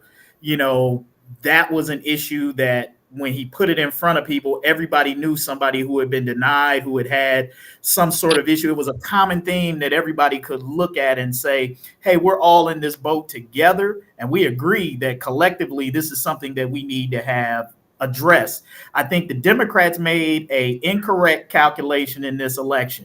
And I heard this many a times. If you make this election about Donald Trump, you'll win. If you make this about the threat on democracy, you'll win. They placed their bets heavily on those two things, and they lost. When it seems like most other people were wanting to talk about the economy and how they were feeling the strain of prices and inflation and things of that nature. And again, if you look at a lot of the exit polling and thing that came out, when people asked what the issue was, it was about the economy, regardless of, and this was something that the Biden administration fought through for months. They kept trying to say all the economic indicators are this and they're that, and the economy's getting better. And people kept saying, I'm not really feeling it. You know what I'm saying? Despite what you're saying. And they kept trying to push that narrative that like, well, I know you're saying you're not feeling it, but trust me, the economy is better. And I think like at the end of the day, you can't tell people what they're not feeling, what they're not experiencing, in their everyday lives. And so I think the messaging has to be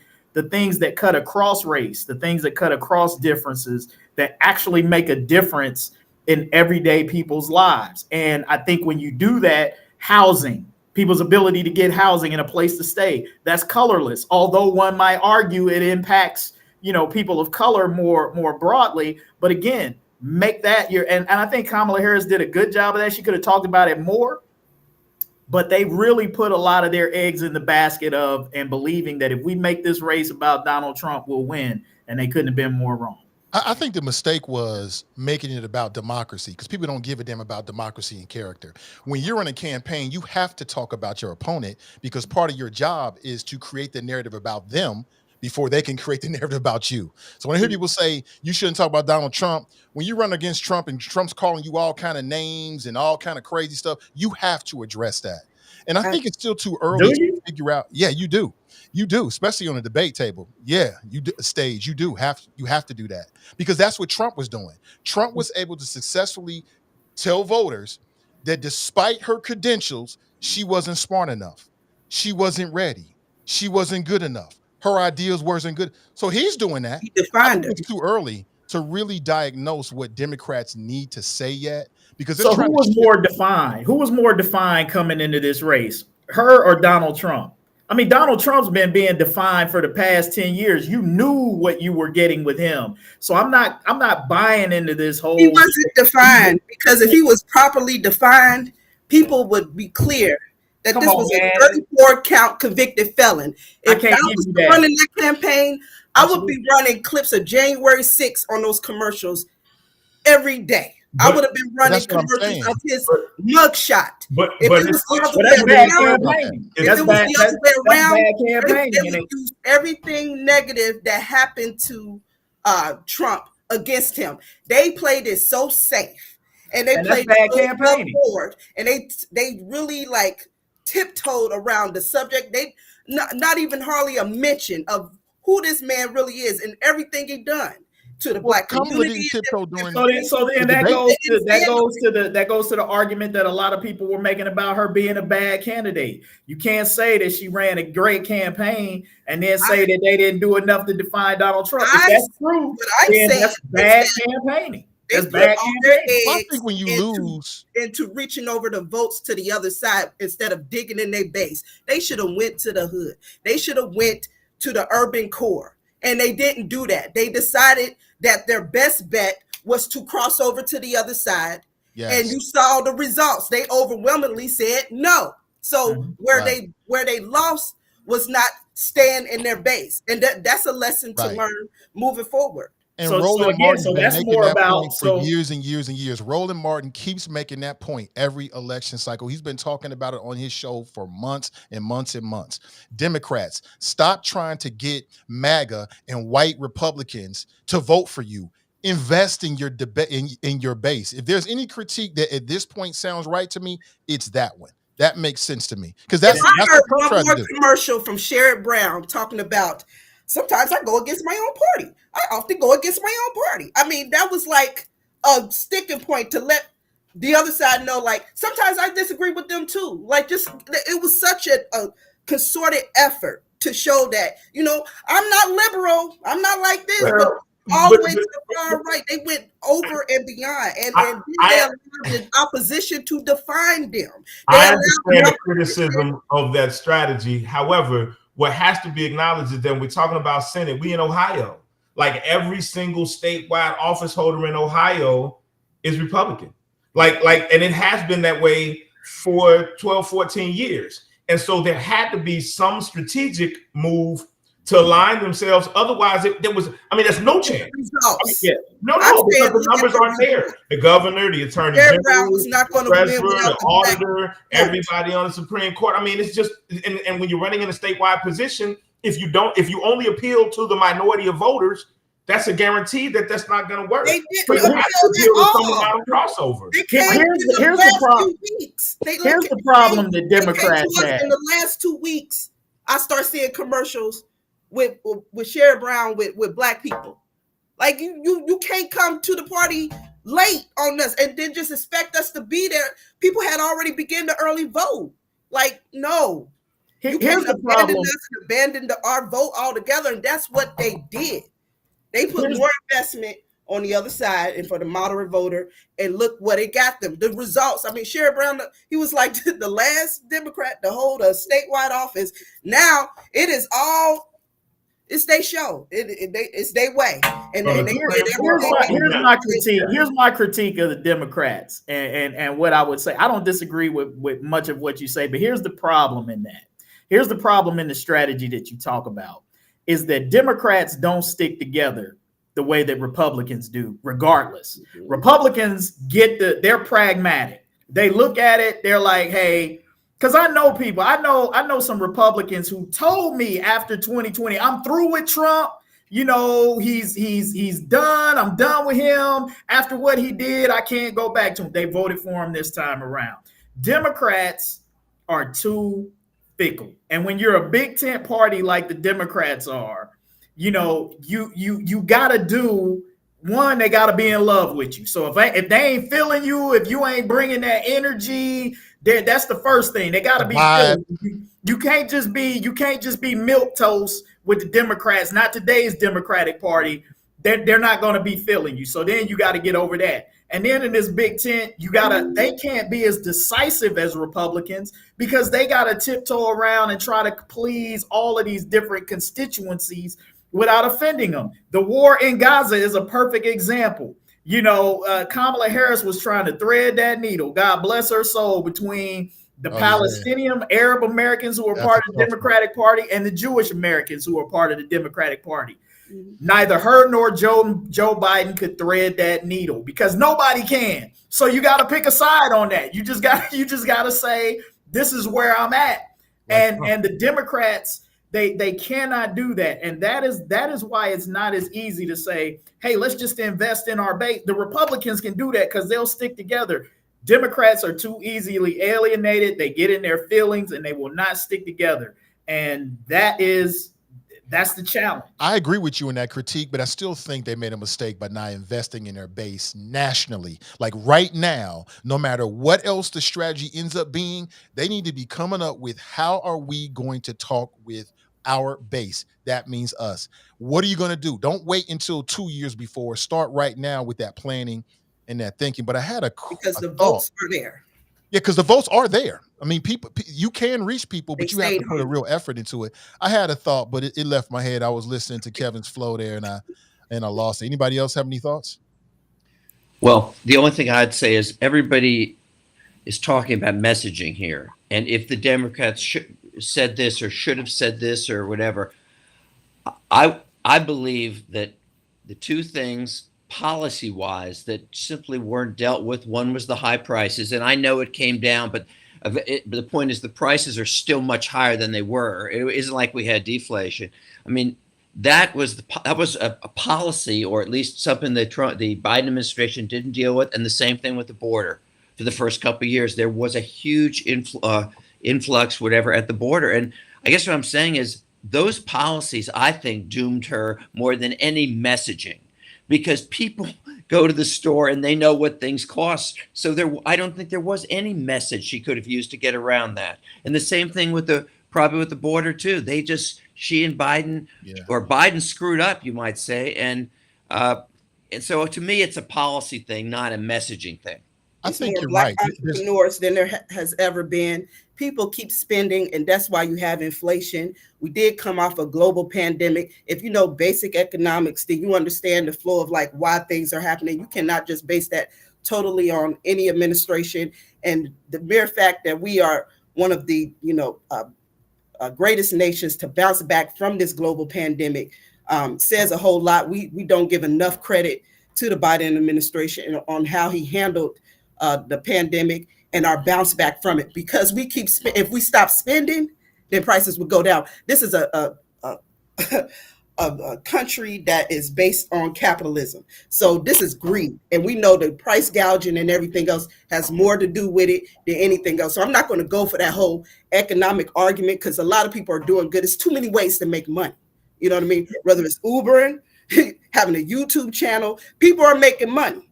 And so, and then the unemployment rate is extremely low. So, miss me with all of that. That's just the easy way out for a lot of people. We're not having record foreclosures happening. None of that's happening. You know what I mean? So give me a break, but go ahead. But Nicole, I think you raised the point. You said if you know basic economics, and take this from a guy who took economics twice in college. I failed it the first time. I had to take it again. Okay, be honest.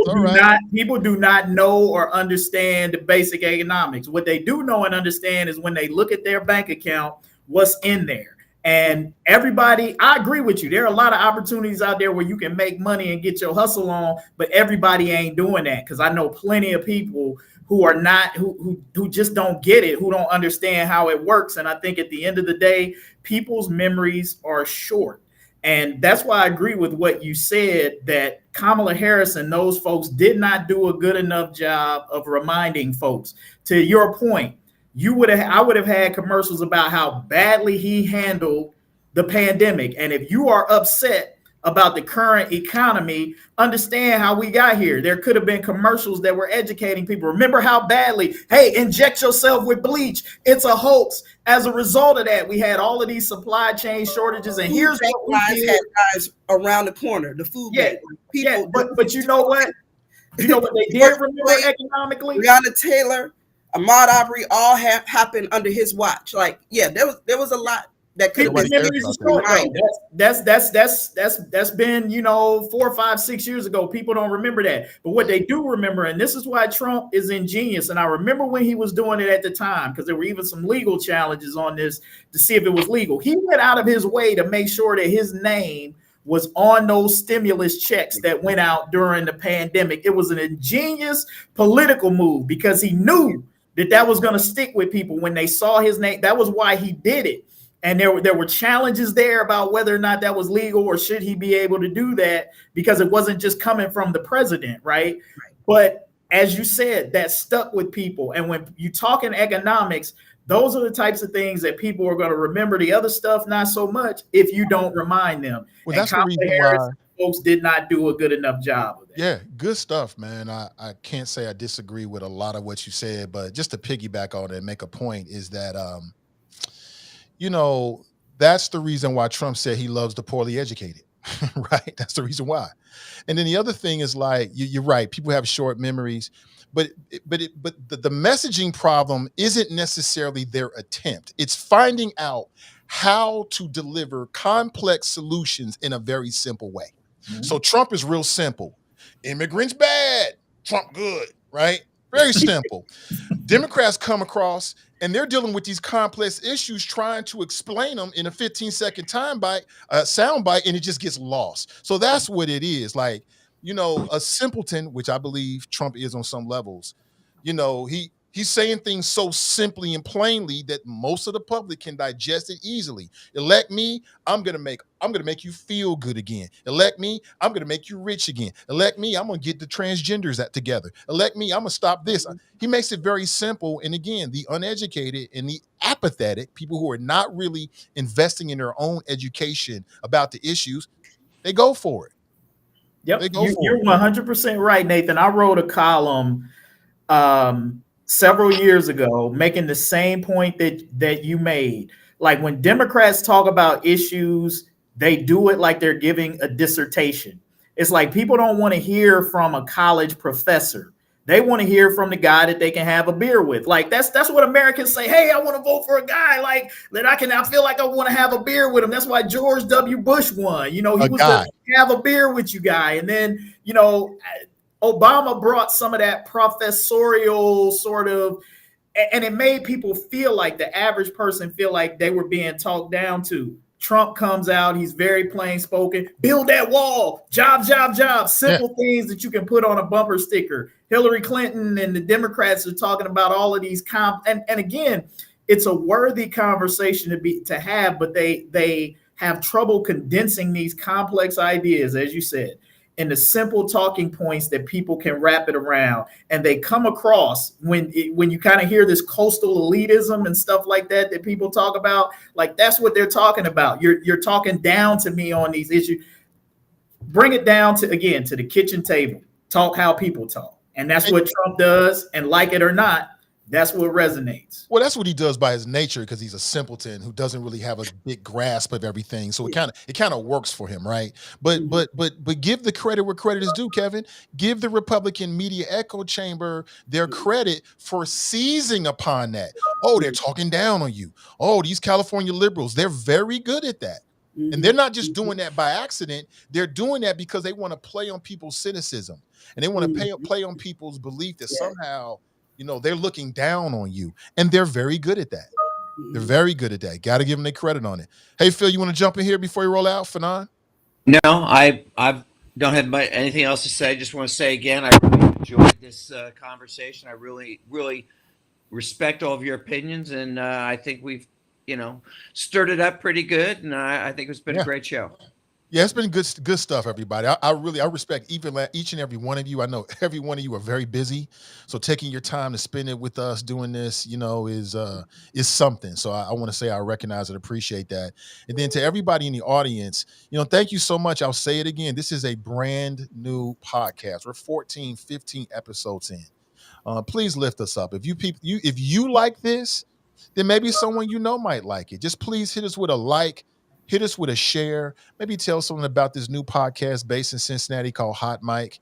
And we won't be with you on Friday, so a little bit of a break. We'll be back with you on Tuesday. Okay, on Tuesday. But if you're following any of us on Facebook, and I would recommend that you do, then you'll know, especially myself and Kevin, you'll know when we do the next show. It'll be next Tuesday. So have a great rest of your day and a great rest of your week. And I appreciate you all. And that's all we got, folks.